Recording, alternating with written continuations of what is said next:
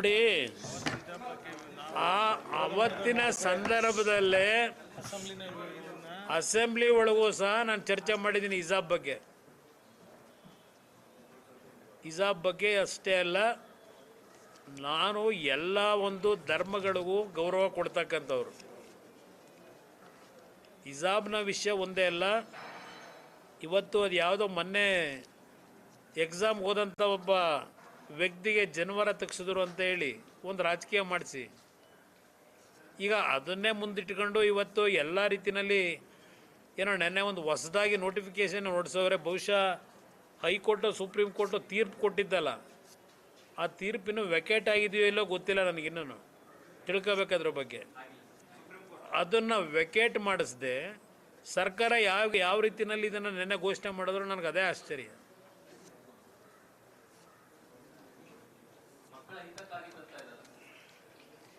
ಇಷ್ಟು ದಿವಸ ಏನು ಮಾಡ್ತಾಯಿದ್ರು?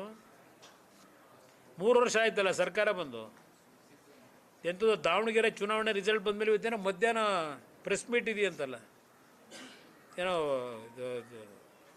ರಿಪೋರ್ಟ್ ರೆಕಾರ್ಡ್ ಏನೋ ಇಡ್ತಾರಂತಲ್ಲ ನಿಮ್ಮ ಮುಂದೆ. ಈಗ ಮುಸ್ಲಿಂ 14ಕ್ಕೆ ಅದಕ್ಕೆ ಬಹುಶಃ ಅದಕ್ಕೆ ಎದುರ್ಕೊಂಡು ಈಗ ಮಾಡವ್ರೆ, ಏನೋ ಒಂದು ತೋರಿಸೋದಕ್ಕೆ.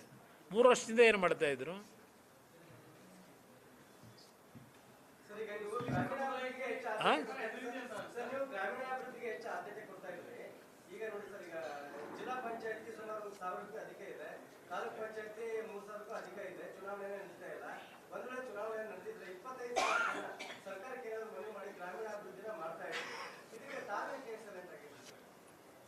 ಈ ಸರ್ಕಾರದ ಮುಂದೆ ಎಷ್ಟು ಸಲ ಹೇಳಿದ್ರು ಅಷ್ಟೇ, 3 ವರ್ಷ ಆಗಿದೆ.